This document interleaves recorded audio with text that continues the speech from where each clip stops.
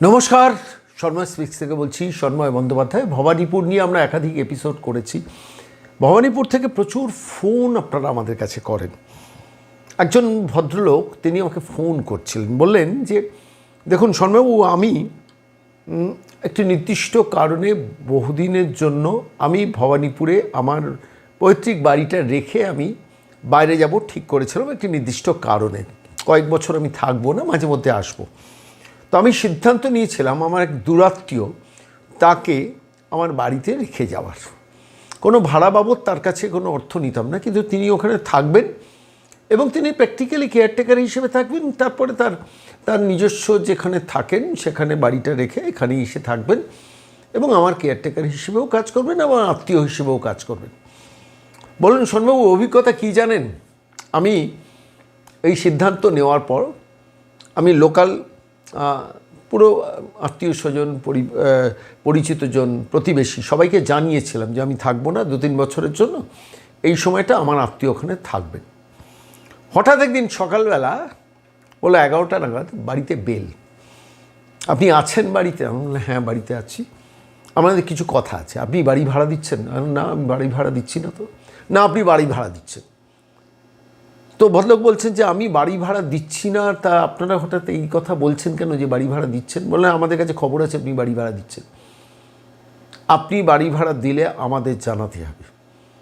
আমি বললাম এটা এটা এটা এটা কী ধরনের নিয়ম? বলে হ্যাঁ এটা এখানকার নিয়ম, আপনাকে মানতে হবে, আমরা যা বললাম সেটা মানতে হবে এবং এখানে অন্য কাউকে রাখা চলবে না। তখন ভদ্রলোক বললেন যে আমি তখন খুললে সমস্ত ব্যাপারটা বললাম যে দেখুন আমি বছর 3-এর জন্য থাকবো না, নির্দিষ্ট একটি কারণে বাইরে থাকবো, এই সময়টা বাড়ি ফাঁকা থাকবে, তো আমি আমার আত্মীয়কে রেখে যাব, এখানে কোনো ভাড়া দেওয়ার ব্যাপার নেই। তো না না, আমরা এটা মানতে পারলাম না, আপনি ভাড়া নেবেন, আপনি ভাড়া দিচ্ছেন, কিন্তু আমরা যা বলবো তাই করতে হবে, আমরা আপনার ভাড়াটি ঠিক করে দেবো, আপনি কত টাকা ভাড়া নেবেন বলবেন, সেটা আমরা বলবো। তারপর আপনি কী করলেন বলুন? বিশ্বাস করুন বাড়িটা ফাঁকা রেখেই চলে আসতে হয়েছে। আমার আত্মীয়কে বলেছি মাঝে মধ্যে একটু যেতে, আত্মীয় ভয় পাচ্ছেন। তারপর কী করলেন? বলে এখন ঘন ঘন আমাকে ফিরতে হচ্ছে, আমি খুব কাছাকাছি, পশ্চিমবঙ্গের কাছাকাছিই থাকি, আমাকে আসতে হচ্ছে। আমার আত্মীয়কে নিয়ে বাড়িতে ঢুকলেই তারা সন্দেহের চোখে তাকাচ্ছে এবং শেষ পর্যন্ত এমন একটা পরিস্থিতি হয়েছে যে আমার আত্মীয় আসতেও ভয় পাচ্ছে। আচ্ছা বলুন তো, কোনো সুস্থ গণতান্ত্রিক দেশে এই পরিস্থিতি, এই পরিবেশ চলে? বলছে হ্যাঁ আমি ভবানীপুরে মানুষ, বর্ন অ্যান্ড ব্রট আপ। বলে আমি বাড়ি বিক্রি করতে পারবো না কোনো দিন। বিশ্বাস করুন কোনো দিন আমি বাড়ি বিক্রি করতে পারবো না, এদের হাতে আমাকে দিয়ে দিতে হবে। ভবানীপুরের আভ্যন্তরীণ অবস্থার একটা রিফ্লেকশন আমি আপনাদের যেটা বললাম আজকে। ভদ্রলোক কিছুতেই পরিচয় প্রকাশ করতে অনিচ্ছুক, তার কারণ বলছেন যে আমার ওই বাড়িটা বেহাত হয়ে যাবে। বিশ্বাস করুন কিন্তু আত্মীয়কে রেখে আসতে পারলাম না। আমার আত্মীয় থাকলে আমি অন্তত নিশ্চিন্তে থাকতাম যে আমার প্রপার্টিটা রক্ষিত হচ্ছে, কিন্তু শেষ পর্যন্ত আমাকে চলে আসতে হয়েছে তালা বন্ধ করে। আমার আত্মীয় 2-1 বার গেছেন, কিন্তু তিনি বলছেন যে আমি গেছি, তারপরে আমাকে চেজ করার অ্যাটিচিউডে কিছু লোক এসে মাঝে মধ্যে দাঁড়াচ্ছে, আমি ভয় পাচ্ছি। আপনি যখন আসবেন আমি আপনার সঙ্গে আসব।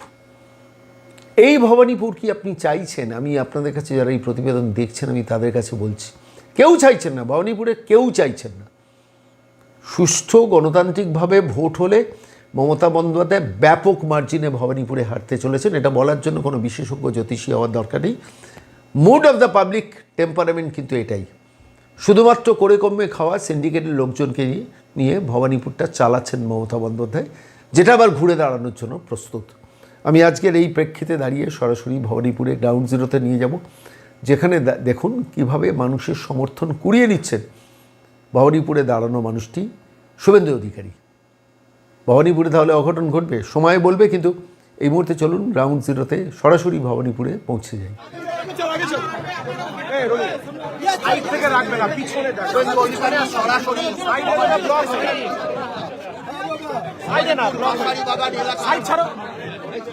মদন পাল লেনের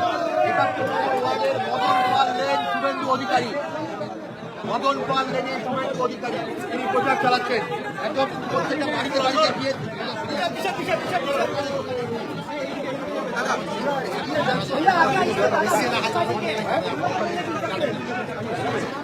দাদা এসে যান, পিছিয়ে এসে যান, হয়ে গেছে, পিছিয়ে এসে যান। ও দাদা হয়ে গেছে, এসে যান না।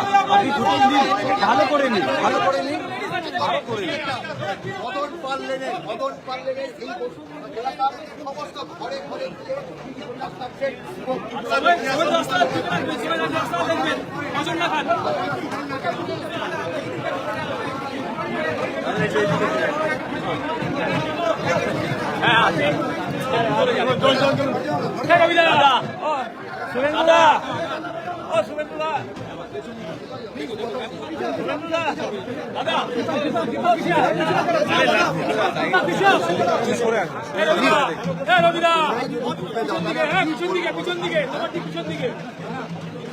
দাদা আপনারা একটু পিছনে নিন, ফাঁকা জায়গাটা দিন, সবাই দেখতে পাবে। पीछे पीछे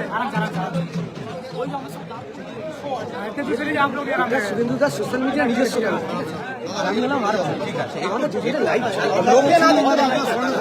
দাদা আরে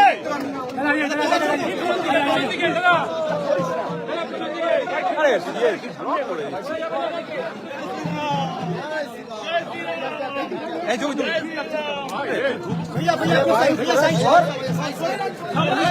করুন না আপনাদের। এই হাত ছাড়াই इधर पकड़िए आगे निकल जा रहे हैं छुट्टी ले लो इधर उधर भागेंगे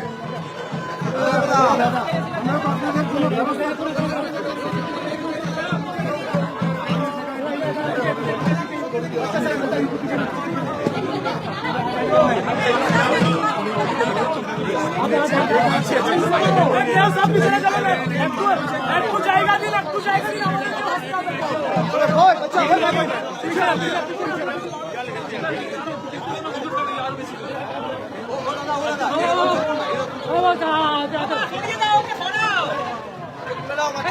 সামনে যাও না সামনে কাছে দাও সামনে কাছে দাও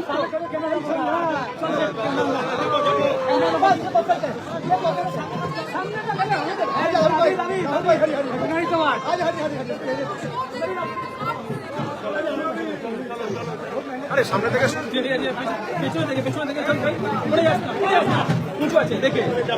उधर चाप अरे बिट्टू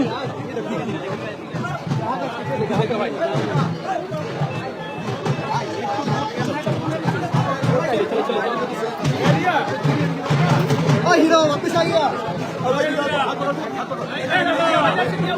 अबे ये ना राहुल भाई ये ना আমার ঢুকছো ইয়ে राहुल हट जा भाई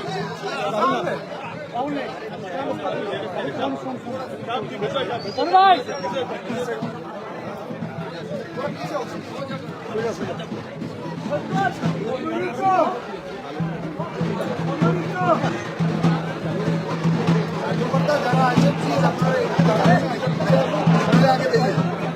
বারবার বলছি কথাটা শুনুন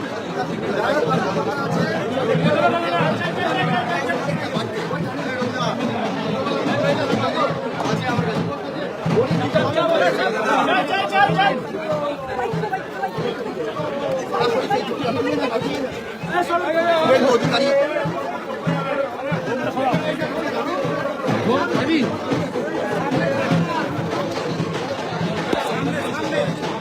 अरे आपको पिछड़ा चलो ना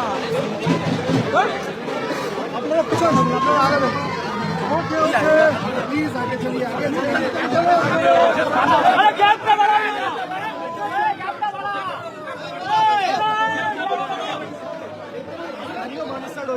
তারা কিন্তু বেশ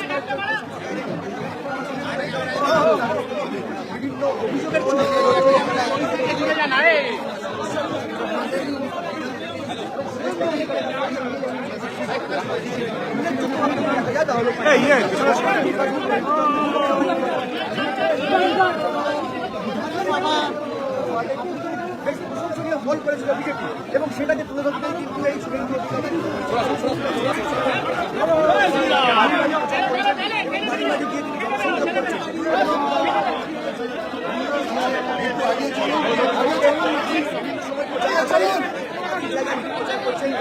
সকালে